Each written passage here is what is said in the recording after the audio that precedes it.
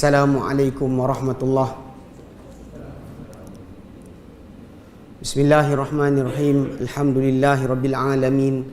Nahmaduhu wa nasta'inuhu wa nastaghfiruh. Wa na'udzu billahi min syururi anfusina wa min sayyiati a'malina.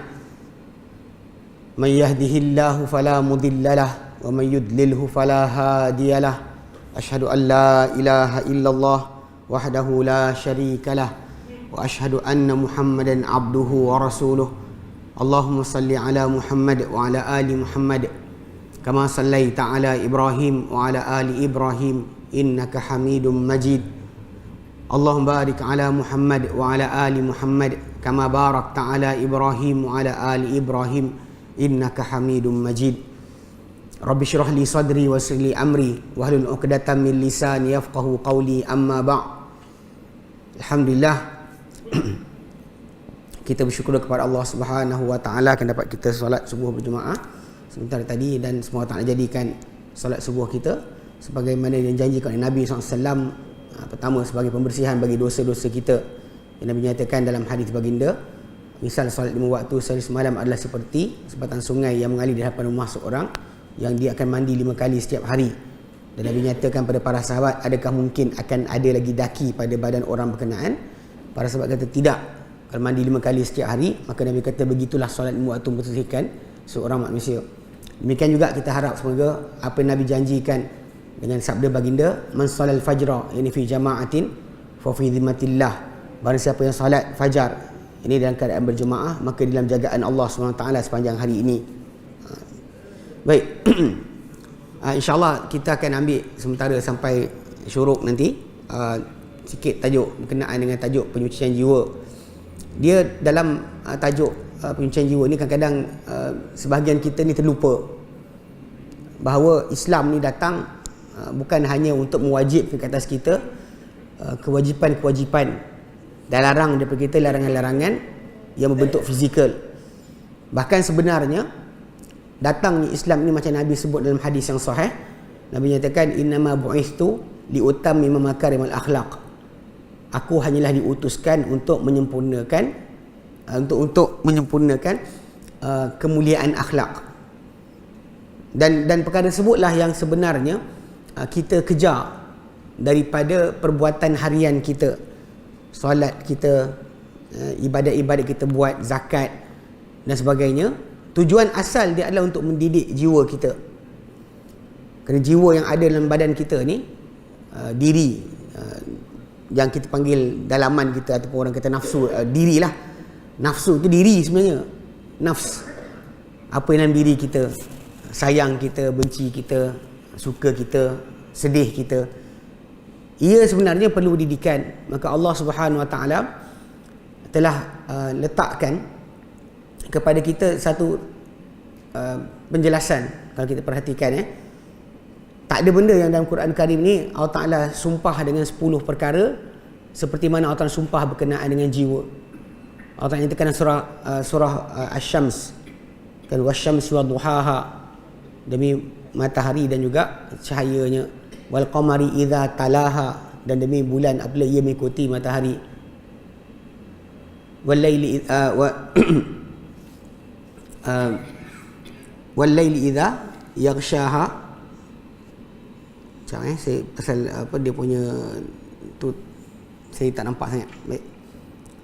Okey, wal qamari idza talaha wan nahari idza jallaha, dan demi siang apabila ia menerangi akan bumi ini, wal laili idza yaghshaha, dan demi malam apabila ia menutupi kegelapan, was samai wa ma banaha, dan demi langit dan apa yang dibina oleh Allah Taala padanya, wal ardi wa ma tahaha, dan demi bumi dan apa yang Allah Ta'ala jadikan padanya daripada gunung ganang, laluan sungai dan sebagainya, wa nafsin wa ma sawaha, dan demi jiwa dan apa yang dibuat atau dikerjakan oleh jiwa berkenaan. Dan Allah terangkan fa alhamaha fujuraha wa taqwaha, maka Allah Ta'ala ilhamkan kepada jiwa tersebut kejahatannya dan juga ketakwaannya. Dan lepas sumpah tersebut, yang Allah sumpah dengan matahari, dengan bulan, dengan siang, dengan malam, dengan langit apa dibina padanya, dengan bumi dan apa yang dibuat padanya, kemudian dari jiwa dan apa dilakukan, 10 perkara.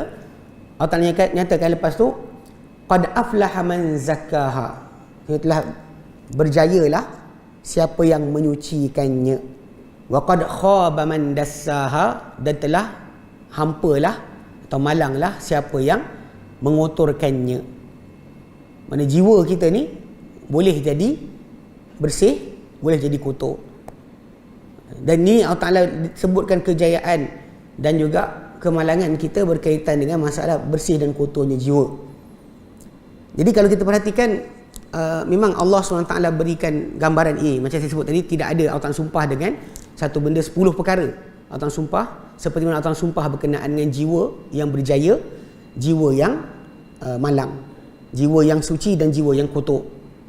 Sedangkan yang lain-lain macam kalau kita kata macam surah Al-Asr kan, Allah sumpah dengan satu perkara, wal asr innal insana lafi khus. Kalau mursalat ada 3-4 benda, kalau wadhariyat ada 3-4 benda Allah sumpah. Tapi tak ada yang Allah sumpah satu perkara untuk penegasan lebih penting berbanding dengan jiwa yang kita ada.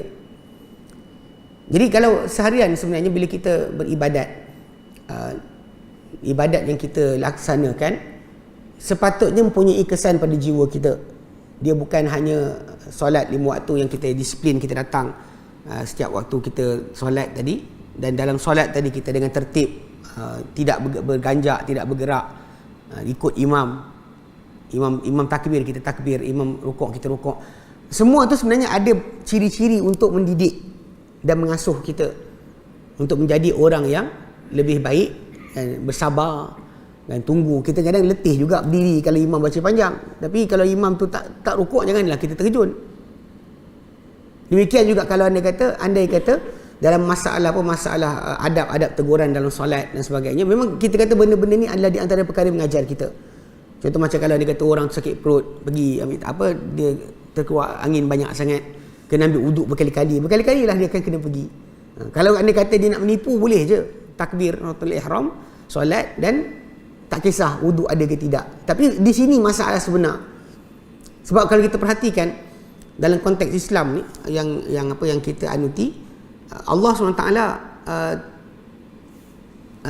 beri kepada kita Islam, dan dia ajar Islam kepada kita ni bila mana Nabi SAW atau agama, lebih tepat agama yang diajar ni, Jibril AS datang jumpa Rasulullah SAW dan ditanya 3 soalan. Itu berkenaan Islam, iman dan ihsan. Islam, iman dan ihsan. Dan Jibril datang dalam rupa manusia yang biasa. Tidak ada tidak ada siapa mengenal di kalangan para sahabat itu adalah Jibril, tapi dia tanya 3 soalan. Soalan pertama Islam, itu rukun Islam yang 5 perkara kita dapat. Kemudian kita tentang iman, 6 rukun iman yang kita diajar kepada kita. Dan yang terakhir soalan dia adalah ihsan. Yang mana bila Jibril AS tanya Nabi, akhbirni anil ihsan, Nabi jawab, an ta'budallah, ihsan itu adalah engkau menyembah Allah ka'annaka tarahu, seolah-olah engkau melihatnya. Fa illam takun tarahu, kalau engkau tak lihat dia pun engkau kena tahu, fa innahu yaraka, dia nampak engkau. Sebenarnya kalau kita perhatikan daripada sudut asal bentuk Islam yang diberikan itu fizikal, perbuatan, dengan kepercayaan dalam hati kita, itu iman tentang Allah, para malaikat, kitab, rasul dan seterusnya. Sepatutnya 2 perkara ni bila digabungkan, dia akan lahirkan yang ketiga. Sebab kalau kita perhatikan ihsan yang disebut dalam hadis Nabi tadi, iaitu engkau menyembah Allah seolah engkau melihatnya, kalau engkau tak lihat dia pun dia nampak, dia melihat engkau. Ia adalah apa yang kalau kita perhatikan balik seerti dengan maksud takwa. Bila kita setiap hari Jumaat, bila imam di atas mimbar sebut pada kita ittaqullah kan, bertakwalah kepada Allah Taala. Lepas tu para imam khatib akan sebut dengan mengerjakan segala perintahnya, tinggalkan segala larangannya. Mana buat apa Allah Taala perintah, tinggal apa Allah Taala larang. Tapi kena tambah sikit, yang kadang-kadang orang tak sedar, itu dibuat benda tu kerana Allah. Sebab kalau kita buat yang diperintahkan kerana manusia, macam kata Hasan Al-Basri, syirik. Kita Kita buat, tapi buat kerana manusia. Syirik. Kan? Dan kalau kita tinggalkan yang dilarang kerana manusia, maka ia adalah riak. Nak tunjuk kita ni baik. Kita tak buat. So, jadi basically yang perlu pada kita adalah kita buat dua-dua sekali kerana Allah Ta'ala. Taqwa. Itu panggil taqwa. Dan memang bila kita lihat ibadat yang kita buat mengejar perkara tersebut. Solat yang kita laksanakan, puasa yang kita akan insya-Allah dalam kurang daripada 2 bulan tak lama lagi kita akan mula berpuasa. Dekat dah. Yang tak sedar kan. Dari dekat PKP ni celik mata pejam mata tengok nak Ramadan dah. Kan? Jadi puasa, zakat, haji, segala perintah Allah Taala berkaitan dengan ibadat-ibadat ni memang tujuan dia untuk sebenarnya membina takwa. Allah SWT sebutkan dalam ayat Quran surah Al-Baqarah ayat ke-21. Allah Ta'ala nyatakan a'udzubillahi minasyaitonirrajim. Ya ayuhan nasu ubudu rabbakumul ladzi khalaqakum. Hai manusia, sembahlah kamu Tuhan kamu yang telah ciptakan kamu. Abdikan diri kamu kepada dia dengan buat segala diperintah, tinggal segala dilarang, kan? Walladzina yang telah cipta kamu, walladzina min qablikum telah ciptakan orang-orang sebelum kamu. La'allakum, moga kamu dengan kamu abdikan diri kamu kepadanya, la'allakum tattaqun, kalian akan bertakwa. Moga dengan ibadat tadi kalian akan bertakwa. Dan dalam tajuk berkenaan Ramadan contohnya menyebutkan perkara tersebut ayat 183 surah Al-Baqarah. Nanti kita lama kita dengarlah bila masuk bulan Ramadan kan semua orang akan baca ayat ni. Ya ayyuhalladzina amanu, hai orang beriman, kutiba alaikumusiyam, difardu ke atas kamu berpuasa, kama kutiba alal ladzina min qablikum, sungguh difardu ke atas orang sebelum kamu, la'allakum, moga-moga kamu sihat, kan? Kurus, tak ada penyakit, tak. Itu apa? La'allakum tattaqun, moga kamu akan bertakwa. So bila kita perhatikan ke segala tujuan tujuan asal dia adalah untuk supaya dengan ibadat kita buat kita dapat hasilkan ketakwaan. Hatta macam dalam tajuk solat pun setiap hari Jumaat kan imam kata apa?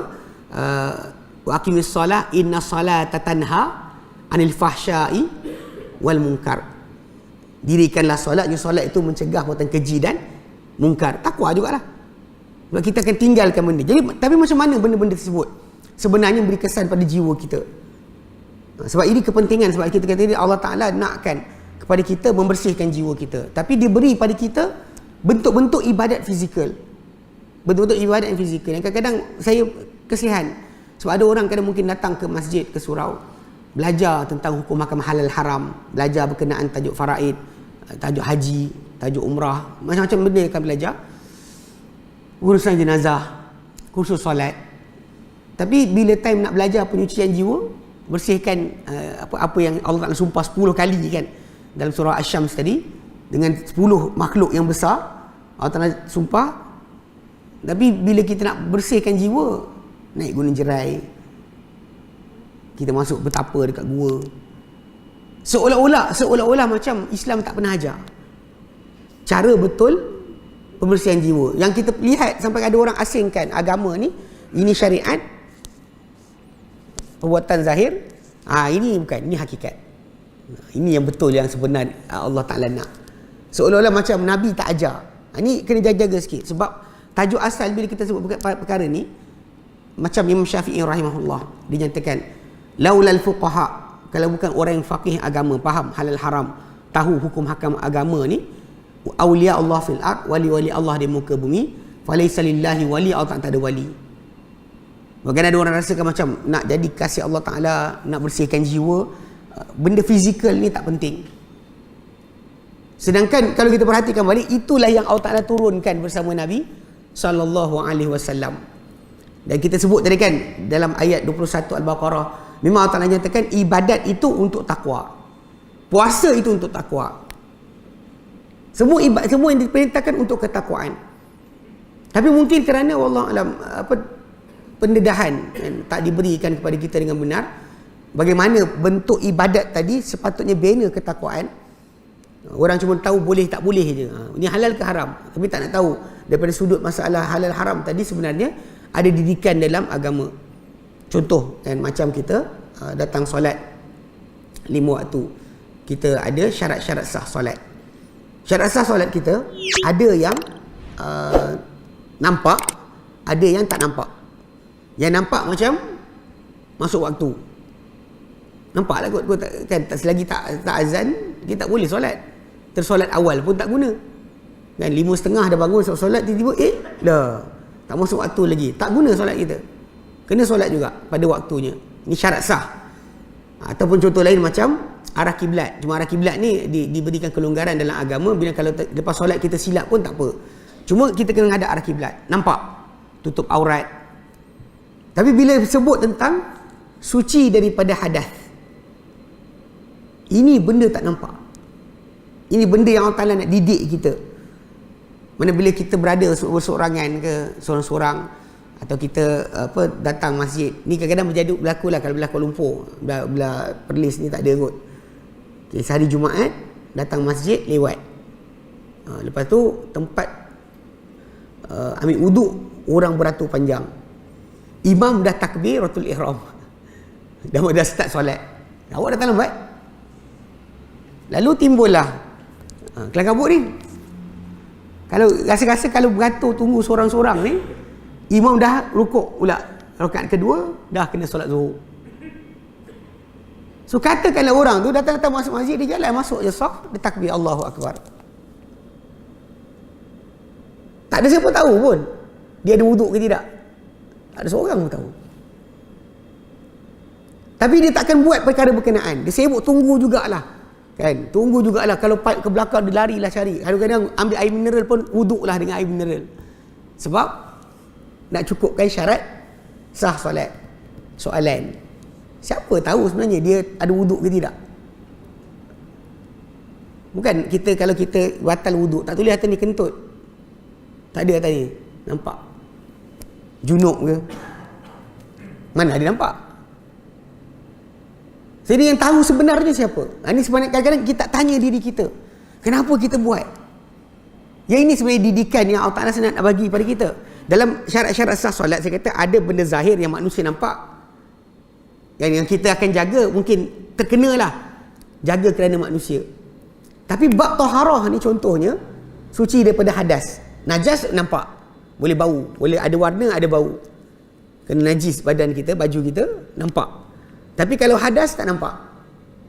So Allah SWT jadikan benda ni, ibadat ni, dalamnya ada perkara-perkara yang sebenarnya untuk mendidik jiwa kita, bahawa yang nampak kita, yang dengar kita, yang tahu tentang apa kita buat, sebenar-benarnya adalah siapa? Allah Subhanahu wa Ta'ala.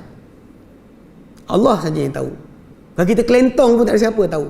Hatta jadi imam pun tak ada siapa tahu kita ada wuduk ke tidak. Cuma baru ni ada kes lah, orang tanya soalan pada saya berkaitan dengan kes tengah solat berjemaah, tiba-tiba dia terkentut, tapi dia malu nak keluar. Kalau dia keluar, orang tahu dia kentut, maka dia teruskan solat bersama orang ramai sampai habis salam. Apa hukum dia? Saya kata haram lah. Dia kena keluar. Cuma orang Melayu kita ni masalah sikit kan, pasal tak tahu datang mana idea. Kalau kentut tu jadi macam orang Arab, dia kentut buat tak tahu je. Tak ada siapa macam tanya siapa kentut. Orang Melayu kita kalau siapa kentut, lepas tu kalau itu dan kentut ketawa pula. Sedangkan benda berkenaan dilarang oleh Nabi SAW. Dalam hadis riwayat Bukhari, bila ada orang terketawa dengan kentut, Nabi kata ia adalah benda yang biasa. Apa sahaja kamu kena ambil berat. Anggap tak tahu je. Tapi kita tak boleh kan, jadi dalam masyarakat kita ni jadi benda lawak. Kalau kentut ni jadi benda bahan ketawa, bahan ejekan. Sedangkan dia kentut, keluar je lah, ambil wuduk, datang balik. Dia tak ada ketawa pun. Saya ingat seorang pelajar Malaysia dulu dekat Yaman, dia belajar hafal Quran. Tengah tasmik tu depan syekh dia dalam halaqah kan, tasmik, dia goyang badan sampai tu, lepas tu perawat terkentut. Lepas tu kan, syekh dia tak cakap apa, dia diam. Pelajar yang keliling pun diam, tak ada siapa ketawa. Lepas tu syekh dia kata, pergi ambil wuduk. Tak ada reaksi lain. Kalau kita, kan, nampak? Ini kena faham. Dalam hadis Nabi, larangan. Antara adab yang saya lihat orang Melayu kita tak ada. Dia kentut jadi satu hebahan. Macam, siapa kentut? Jadi biasa. Macam sedawa, tapi dah pasal kita punya tradisi. Kita ambil daripada Mak Saleh ke Allah nak pasal dia gunakan apa benda tu sebagai bahan lawak. So, jadi macam saya sebut tadi, kita tak ambil wuduk pun tak ada siapa tahu. Tapi itulah cara Allah Ta'ala selitkan di tengah-tengah ibadat kita tu ada benda yang akan kita tak boleh timbul masalah manusia nampak. Tapi yang tahu hanya Allah Subhanahu Wa Ta'ala. Kita tipu pun tak ada siapa tahu. Macam puasa jugalah. Bila puasa, kita berpuasa seharian. Yang mana dalam puasa tadi, kita ambil wuduk juga berkumur-kumur. Kalau kita minum air wuduk tadi, telan separuh, hari panas. Orang kata Perlis kan negeri panas kalau kena apa musim-musim dia. Ada musim-musim yang apa macam apa kering. Macam bulan 5 kan. Jadi benda ni akan beri kesan pada keadaan suasana. Katakanlah kita dahaga sangat puasa tapi malulah nak buka. Yang memang rasa berdosa lah buka. Tapi kalau kita minum sikit pun air tadi kan, boleh je, tak ada siapa tahu. Akak-akak dekat rumah, suami pergi kerja, anak pergi sekolah. Lauk sahur pagi tadi banyak lagi. Lepas tu bila suami tak ada orang kat rumah, letak dalam pinggan nasi, tengok TV. Wanita hari ini makan. Tak ada siapa tahu pun. Tapi kenapa tak buat? Tanya soalan, kenapa tak buat? Dia pada kadang-kadang benda ni masalah tak tanya. Kita tak tanya diri kita, kenapa aku tak buat benda ni? Sebab sebenarnya jawapan dah ada. Jawapan dia adalah yang nampak kita, yang dengar kita, yang tahu perbuatan kita kesemuanya adalah Allah. Itu sebenarnya pemangkin asal. Bila ibadat kita buat, memang sebenarnya itu tujuan penyucian jiwa yang Allah Ta'ala letak pada kita didikan. Macam zakat. Zakat. Kita ada duit dalam bank, duit bawah katil, duit dalam almari. Dan yang dalam bank ada penyata, yang dalam almari tak ada siapa tahu. Bawah katil tak ada siapa tahu. Dan jumlah tadi cukup untuk kena wajib bayar zakat. Kalau kita tak ada concern berkenaan dengan rasa Allah Ta'ala perhatikan, kita buat diam je. Tapi bila kita rasa dalam hati kita rasa dosa, kan, beli bar, beli apa gold bar lah, jongkong emas dan sebagainya kan, kita tak bayar zakat, kita jadi macam kan, rasa berdosa. Rasa tu sebenarnya adalah apa yang Allah Ta'ala nak kita rasa supaya faham. Yang tahu tentang kita, yang nampak perbuatan kita, yang dengar kata-kata kita adalah sebenarnya Allah. Yang patut kita concern sebenarnya. Jadi dalam konteks ni, hubungan kita dengan Allah SWT dibina dengan tajuk tadi. Memang akhlak kita sepatutnya dengan ibadat yang kita laksanakan patut menjadi makin baik, makin elok. Nah, apatah lagi bila kita belajar pula tentang Allah Subhanahu Wa Taala punya nama-nama yang terbaik. Belajar kenal Allah dengan nama terbaik. Pasal kita kata kenal Allah Ta'ala dengan nama yang terbaik itu adalah di antara cara yang paling benar. Macam Allah Ta'ala beritahu tentang alimun bidhatis sudur. Allah Ta'ala tahu apa dalam dada kita. Apa dalam dada kita Allah Ta'ala tahu. Dan kalau kita faham betul-betul perkara ni, memang kita bermuamalah dengan manusia pun, untuk ada dengki, untuk ada perasaan tak elok, tak sepatut jadi. Tak sepatut berlaku. Sebab kita kenal Tuhan kita bukan setakat dengar apa kita cakap, bukan setakat lihat perbuatan kita, bahkan dia tahu apa dalam hati kita. Ini yang kita sebenarnya cuba dibina dalam seharian amal ibadat kita. Sebab tu Allah SWT sebut dalam Quran dalam suratul Jumu'ah ayat yang kedua.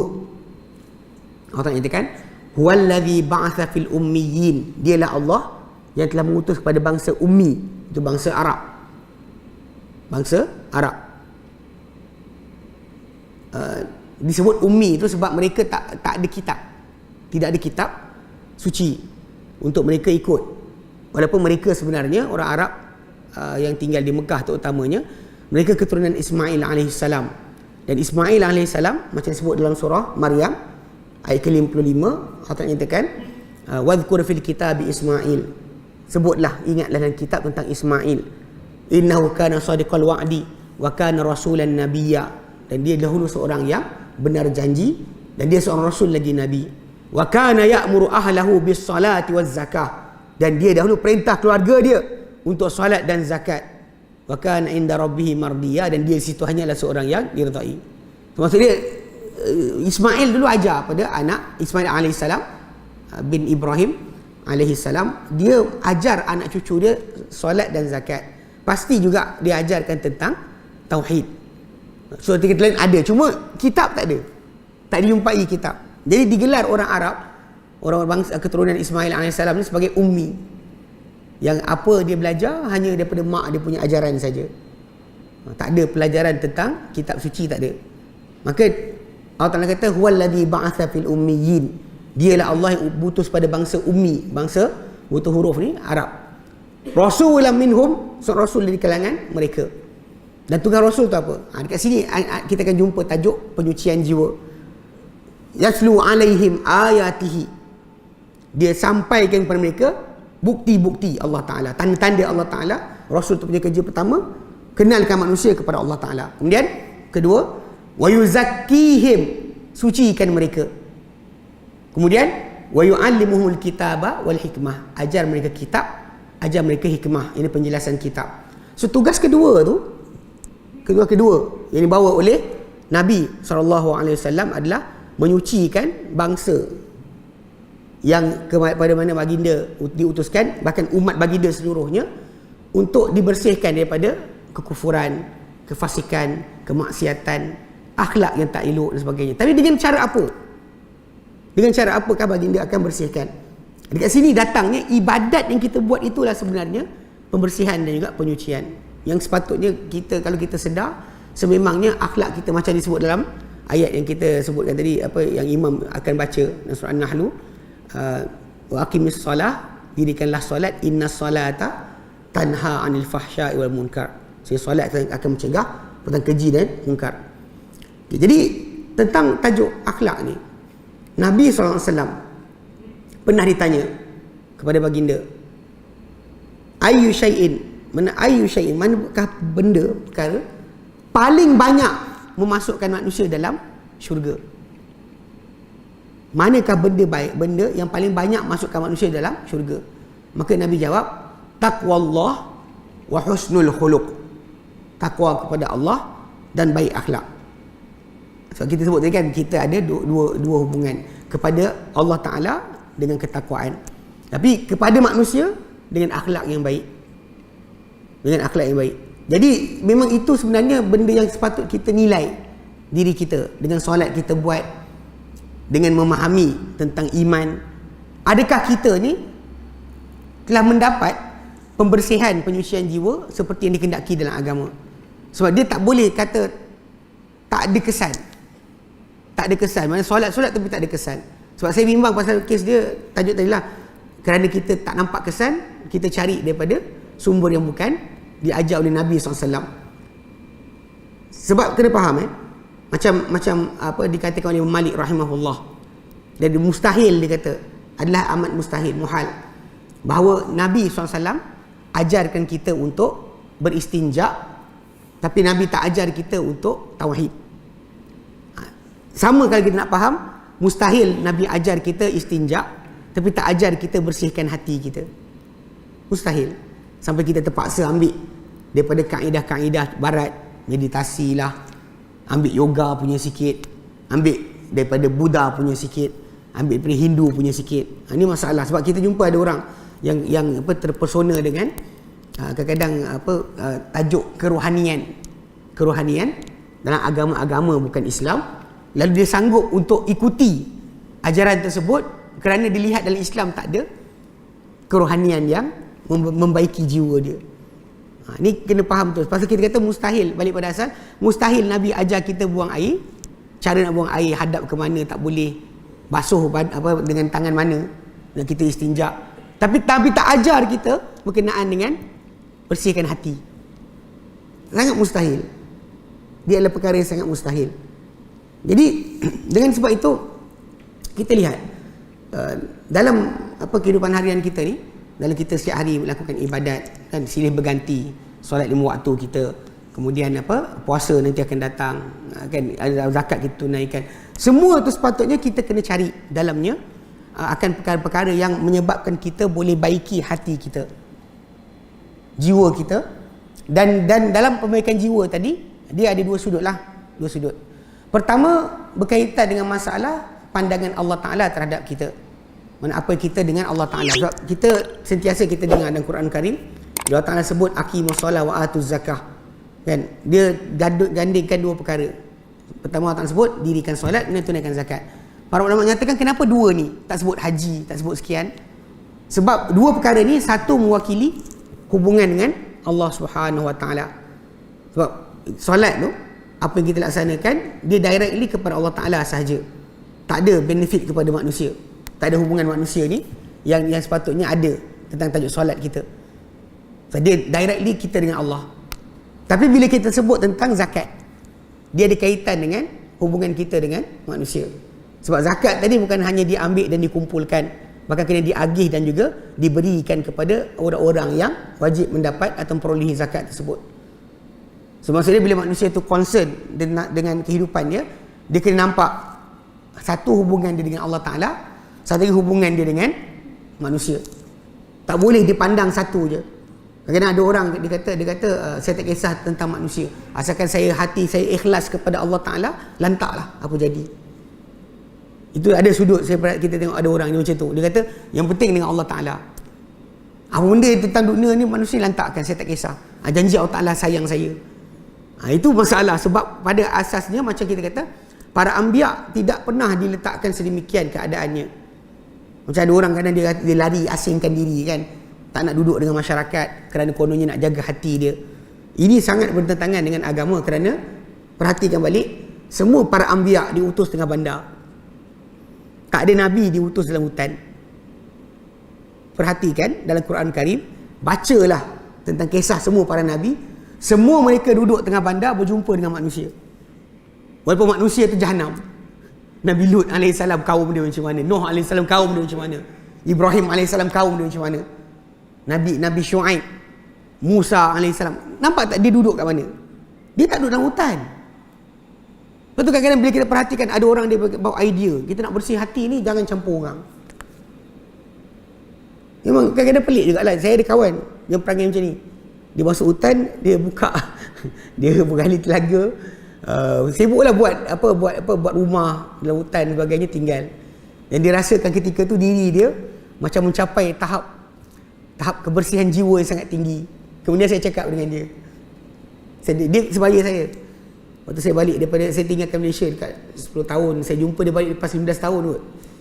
Dia datang daripada Pahang, datang ke Shah Alam, jumpa saya sembang. Lepas tu dia ceritakan apa pengalaman dia buat lah. Dia masuk hutan dan sebagainya. Dia rasa dia berdosa banyak. Kemudian dia masuk hutan tu konon macam nak membersihkan jiwa. Jadi saya kata dengan dia, kan, dia kata ada tahan kesabaran, kena sekian. Saya kata sebenarnya bila saya guna engkau aku pasal dia rapat dengan saya kata engkau masuk hutan tu, engkau cuma jumpa nyamuk, katak, ular. Benda-benda tu tadi, benda yang tak beri kesan pada engkau. Kalau dia tak kacau kau diam je lah. Tapi cuba kau nak tahu, adakah benar jiwa engkau tu telah teruji bila apa? Berkeluarga. Berkeluarga. Kan siapa tak berkeluarga tak tahu tentang kerenah dalam keluarga.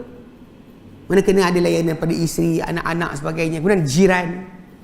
Kita berjiran, ada ujian. Kita bekerja, ada ujian. Dapat bos baik, bos tak baik. Kan? Dan macam tuan-tuan jaga masjid atau surau ni kan, dapat ujian. Kalau duduk kat kampung, duduk dalam hutan, tak adalah ujian. Bila jaga surau masjid ni, akan ada ujian lah. Ujian jemaah punya perangai, ujian daripada orang ni, macam-macam yang akan timbul.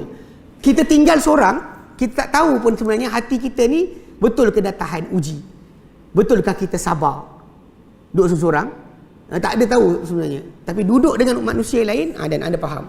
Adakah kita benar-benar seorang yang sabar? Adakah kita seorang pemaaf? Adakah kita seorang yang boleh bertolak ansur? Adakah kita seorang yang tak berdengki? Ini hanya kita kenal bila kita bersama dengan manusia. Duduk dengan manusia dan kita lihat perkara berkenaan, kita akan sedar. Duduk seorang-seorang dalam hutan, takkan ada sekarang perkara tersebut. Kononnya kata macam nak baik jiwa, pergi masuk hutan, asing diri. Tak ada kaitan pun. Sebab saya ulang balik, semua para anbiya diutus tengah bandar. Semua para anbiya bercampur aduk dengan manusia. Walaupun manusia tadi kita panggil paling jahanam. Kalau zaman kita sekarang kita tengok macam habislah kan. Saya nak bawa lari iman saya. Nabi Lut alaihissalam, kaum dia semua lelaki. Yang ada dalam kaum dia, boleh kata majoriti kaum dia semuanya buat liwat. Dia tinggal tengah-tengah bandar tu, kaum dia boleh ketika tetamu dia, itu para malaikat datang serbu rumah dia nak pergi tangkap dia punya tetamu. Dia kan duduk jual bandar, dalam bandar. Jadi itu contoh kita nak faham lah, Nabi Ibrahimnya, Nabi Nuhnya, semua duduk tengah bandar. Bukannya lari ke hutan, tak nak bercampur manusia. Kononnya nak jaga iman, tinggalkan hubungan dengan manusia. Tak boleh. Sebaliknya juga ada manusia yang kita lihat, mereka ni kononnya sibuk jaga akhlak dengan manusia lain. Berkata kita ni apa tak kena baik akhlak dengan manusia. Tetapi dilanggar larangan-larangan Allah Subhanahu wa taala. Contoh macam duduk semeja dengan orang minum arak. Ini tidak akhlak. Ataupun macam kes yang baru ni apa? Basuh kuil. Bukan Islam kan? Benda lain boleh, tak ada masalah. Pasal dalam Islam sebenarnya anda boleh baik dengan orang, tapi ada benda yang anda tak ada bagi. Benda pertama yang tak boleh diberikan, yang satu-satunya Allah tak berizinkan adalah masalah tauhid, masalah iman. Yang benda berkenaan dia terlibat dalam tajuk muamalah juga. Contoh dalam kadang-kadang bila kita tengok macam orang kata tak apa kita buat macam ni, raikan sekali keraian bukan Islam, dia kata kita buat baik. Moga-moga nanti dengan baik kita ni orang tu akan masuk Islam. So walaupun sebenarnya Nabi sendiri sallallahu alaihi wasallam ketika duduk di Madinah dahulu, baginda bercampur aduk dengan ramai kumpulan juga. Yang Arab musyrikin dengan ajaran-ajaran mereka tersendiri. Orang-orang Yahudi ada hari keraian dia, orang Nasrani ada keraian dia, Majusi pun ada. Tapi Nabi tak pernah raikan pun. Tak jadikan untuk Islam tu kena ikut cara orang baru kita dapat berdakwah. Tidak sekali-kali. Tapi banyak orang akan pakai zaman sekarang ni, dia benda yang sebenarnya ijma' para ulama tentang keharaman kita meraikan hari keraian orang bukan Islam. Yang bukan Islam kita tak boleh raikan. Sebab kat situ ada al-wala wal bara'. Ada benda yang kita beri taat setia, kasih sayang, sokongan, ada benda kita kena lepas diri. Tak boleh kita terlibat. Bab dia adalah berkaitan tauhid. Okay, banyak orang yang kata boleh buat, dia ambil ayat nombor 8 surah Mumtahanah. Surah Mumtahanah ayat nombor 8. Dia baca, dia kata apa? La yanhakumullah, tidak melarang kamu Allah. Allah tak larang kamu. Anil ladzina lam yuqatilukum fid din, terhadap orang yang tak perangi kamu dalam agama. Walam yukhrijukum min diyarikum, tak usir kamu daripada rumah kamu. Antabarruhum wa tuqsitu ilaihim, untuk kamu buat baik pada mereka dan berlaku saksama pada mereka. Wallahu yuhibbul muqsitin, Allah tak suka orang buat kesaksamaan. Maksud dia berlaku adil, buat baik, Allah tak larang. Okay, dia baca ayat ni, jadi dia anggap semua sekali benda bagus buat. Hatta tolong angkat berhala pun tak apa. Okay. Namun begitu, dia tinggalkan ayat nombor 4. Surah yang sama. Kita dalam masalah beramal dengan Islam ni, jangan ambil separuh ayat, tinggal separuh ayat. Jangan ambil ayat ni sebab seronok. Ayat ni lah sokong perangai saya. Tapi ayat nombor 4 tak benarkan. Ayat tu berbunyi, qad kanat lakum uswatun hasanatun, demi sungguh telah ada untuk kamu teladan yang baik, fi Ibrahim walladzina ma'ah, pada Ibrahim dan siapa-siapa bersama dia. Kamu ada contoh yang baik pada Ibrahim dan siapa bersama dia. Okey, apa contoh tersebut? Allah Taala kata, idz qalu liqaumihim, tak kala mereka berkata pada kaum mereka. Mereka cakap apa? Inna buraa'u minkum wa mimma ta'buduna min dunillah, kami berlepas diri daripada kalian dan apa kalian sembah selain Allah Ta'ala. Penyembahan kalian, sembahan kalian, kami tak nak ada kaitan. Kafarna bikum, kami tak setuju dengan kalian. Tak setuju tadi sebab benda tu salah. Sebab mana boleh kita kata 2 campur 2, 3? Dan kita hormat orang tu macam mana pun, kita kata saya hormat pakcik, 2 campur 2 tetap 4. Tak boleh 3. Pakcik tu kata, sampai saya rasa benda ni 2 campur 2, 3. Kita kena kata apa? Kita boleh iakan, sebab orang kalau kita iakan, kita mengiakan kebatilan. Bayangkan benda berkaitan dengan Allah Subhanahu Wa Taala. Tadi pasal tadi kita kata hubungan dengan manusia. Orang tak nak sibuk dengan Allah, tinggalkan manusia. Jadi sekarang ni sibuk manusia, tinggalkan Allah. Jadi memang kafarna bikum, kami tak setuju dengan kalian. Wa bada bainana wa bainakumul adat wal baghdha, dan nyata di antara kami dan kamu permusuhan dan kebencian. Pada apa? Pada masalah akidah je. Pada masalah akidah. Hatta tu'minu billahi wahdah, sampailah kalian beriman dengan Allah Ta'ala sahaja. Dan kita setuju. Bab lain tak ada hal. Bab makan ke minum ke, silakan. Dia nak makan, dia tak ada makanan, bagi duit kat dia. Anak dia sekolah tak ada duit, bayarkan. Dia tak ada kereta, banjir baru ni kan kat Selangor, tenggelam kereta dia. Kita banyak, bagi sebiji pada orang bukan Islam tadi untuk pergi kerja. Tak ada. Yang satu-satu benda tak boleh kita serah adalah agama. Tak boleh kita kata macam demi akhlak dengan manusia kita lepaskan hak Allah Subhanahu Wa Taala. Demi akhlak kesama manusia kita tinggalkan benda, kita lakukan benda-benda yang diharamkan oleh Allah Subhanahu Wa Taala. Ini tak boleh atas alasan apa? Baik layanan. Kita kena ni macam perempuan lah, kadang masalah bila apa? Tajuk hormat orang, akhlak dengan manusia. Bila orang lelaki ulur tangan nak salam. Ini menjadi kes. Ada orang tu kata jaga hubungan dengan manusia ni. Tapi Allah Ta'ala larang. So Allah Ta'ala larang tengok yang haram. Takkan pegang yang haram boleh pula. Allah Ta'ala suruh kita jangan tengok wanita yang bukan mahram kita. Sentuh, tak apa ke? Kalau bukan tengok pun tak boleh, masa sentuh lagi tak boleh. Tiba-tiba kita kata apa? Jaga maruah orang tu, jangan diulur tangan. Kita tak bagi tangan kita, nanti dia malu. Sebab Allah Ta'ala suruh jaga image orang tersebut. Soalan sekarang ni, Allah Ta'ala suruh jaga apa? Akhlak kita dengan manusia bukan maksud kita tinggalkan apa yang hak kewajipan kita kepada Allah Subhanahu Wa Ta'ala. Ini jaga dua sudut. Betul kita ada hubungan dengan manusia, hubungan dengan Allah Ta'ala. Jadi hubungan manusia jaga, hubungan Allah Ta'ala pun jaga. Jangan sekali-kali kita leburkan, contoh macam tadi, hubungan dengan Allah Ta'ala jaga, tinggalkan manusia. Tak boleh. Biarlah orang jahanam, asal hati aku bersih. Tak boleh. Sebab tu Islam ni adalah agama yang kita kata agama busybody. Tu agama sibuk, orang hal orang. Kita tak ada macam lantaklah orang. Tak boleh. Tak, pasal macam disebutkan tentang kita ni dalam Al-Quran Karim, Allah Ta'ala nyatakan kuntum khaira ummatin ukhrijat linnas, kalian adalah sebaik-baik umat, sebaik-baik bangsa yang dikeluarkan kepada manusia. Kebaikan itu datang dengan ta'muruna bil ma'ruf wa tanhauna 'anil munkar. Kamu perintahkan, arahkan orang untuk kebaikan, cegah orang daripada apa? Perkara-perkara mungkar. Itu benda yang kita lihat balik, perhatikan balik. Ia adalah sebenar-benarnya apa ciri umat terbaik tadi, busybody. Sibuk hal orang. Kalau kita macam sibuk awak je lah, tak biarlah orang, jangan kacau orang. Tapi masalahnya dalam Islam tak ada idea tersebut.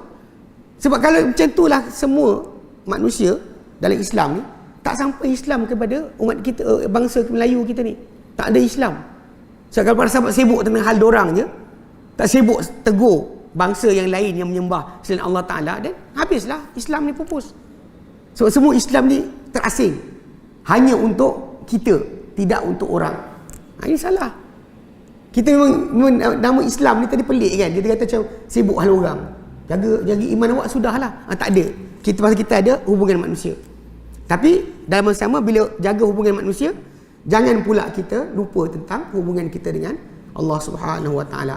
Dan pada zaman kita sekarang ni memang pancaroba yang paling pelik berlaku kalau orang Yahudi haramkan umat dia masuk dalam gereja, terang-terangan keluar statement tak benarkan masuk tempat-tempat penyembahan bukan Yahudi. Bahkan orang Yahudi tak nak raikan Christmas, dianggap ia sebagai hak mereka. Macam Yahudi ada janggut lah, bila rabai-rabai tu ada janggut kan, dia kata itu hak dia. Bila nan tu pakai tudung kepala, tu hak dia. Tapi bila umat Islam kita buat, diorang start kata macam tak boleh lah macam ni, kita asingkan diri, nyusahkan, nanti orang tak boleh dekat dengan kita. So kita kena relax sikit. bab halal haram ni, jangan kita jangan supaya kita jadi manusia yang bermudah-mudah sikit dengan orang. Jadi orang pun nak kawan kita pun mudah. Kalau kita asyik benda haram tak boleh, nanti macam mana dakwah nak sampai? Tapi ini sebenarnya di antara ujian yang berlaku pada zaman kita sekarang. Di mana manusia kadang sibuk tentang hati orang sampaikan lupa berkenaan dengan batasan Allah Subhanahu Wa Taala. Dia dua-dua kita kena jaga. So dengan sebab itu, insya-Allah pasal saya rasa memang jadual kita ni besok lusa jumpa lagi. Jadi saya mulakan hari mukaddimah berkenaan dengan tajuk ni. Dan memang semua kita kena fikirkan balik tentang masalah akhlak kita ataupun apa jiwa kita ni ada. Dia sebenarnya tajuk ni tajuk sepanjang hidup, bukannya masalah satu hari kita bincang boleh selesai. Sebab sudut-sudut akhlak ni dia dua benda. Satu berkenaan buang yang tak elok, satu isi benda yang elok. Mana buang apa yang tak elok daripada perangai yang ada. Kemudian apa benda kita kena hias diri kita dengannya. Itu dua sudut. Yang bincang bab tazkiyatun nafs atau ilmu akhlak, semua sekali akan bincangkan perkara demikian. So semoga Allah Taala jadikan perkara sebagai pembukaan yang baik, dan nanti insya-Allah pada esok dan lusa nanti kita akan bincangkan lagi insya-Allah. Okey, ada soalan?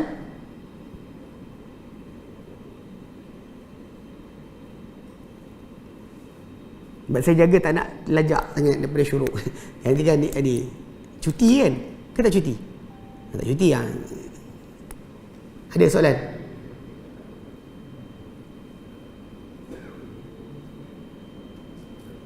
Dia lain kali akak-akak belakang kalau rasa soalan tulis ikut. Tulis nanti nanti kita ni bincang insya-Allah. Baik. Tak ada baik, alhamdulillah. Jadi kita harap apa yang kita sampaikan, kita bincangkan tadi bermanfaat untuk kita semua, dan semoga Allah Taala jadikan Nabi SAW sendiri dan solat malam baginda SAW berdoa, Allahumma hdini li ahsanil akhlaq. Ya Allah, pandulah aku kepada sebaik-baik akhlak. Fa innahu la yahdini li ahsaniha illa ant. Kerana tak boleh pandu aku kepada sebaik-baik akhlak kecuali engkau. Allahumma qini sayyi'aha. Ya Allah, lindunglah aku daripada keburukan akhlak. Fa innahu la yakini minha illa ant. Tak boleh lindung aku daripada keburukan akhlak kecuali engkau. Nabi sendiri minta supaya Allah Taala pandu baginda kepada akhlak yang terbaik. Jadi kita pun macam tu juga kena ada permintaan berkenaan. Dari antara juga doa yang Nabi SAW sarankan kita untuk sering berdoa bagi menjadikan jiwa kita makin bersih adalah Nabi ajarkan supaya seorang tu supaya rajin mengatakan Allahumma ati nafsi taqwaha. Ya Allah, datangkanlah pada jiwaku ini ketakwaannya. Ya Allah, datangkanlah pada jiwaku ini ketakwaannya. Wa zakkiha anta khairu man zakkaha. Sucikanlah ia, kerana engkau lah sebaik-baik yang menyucikan hati ini. Anta waliyuha wa maulaha. Engkau lah tuan hati ini, engkau lah pelindung hati ini. Jadi kita minta Allah Taala supaya jadikan akhlak kita, jiwa kita semakin bersih insya-Allah, dan kesedaran kita tentang saya sebutkan tadi, ibadat tujuan dia untuk itu kan. Tak ada guna kita solat tapi tak ada kesan pada jiwa kita. Kalau tak berkesan, maka kita kena tengok dua perkara nanti. InsyaAllah kita akan bincang nanti dua perkara yang patut dilihat. Bila kita dah solat, dah buat ibadat, tapi tak ada kesan juga, macam tu juga perangai. Dan nanti kita bincang apa sebab kenapa jadi sedemikian. Baik, wallahu a'lam. Wa sallallahu ala Muhammadin wa alihi wasallam. Alhamdulillahi rabbil alamin. Subhanallah, hamdulillah, anta astaghfiruka wa atubu ilaik. Assalamualaikum warahmatullahi wabarakatuh.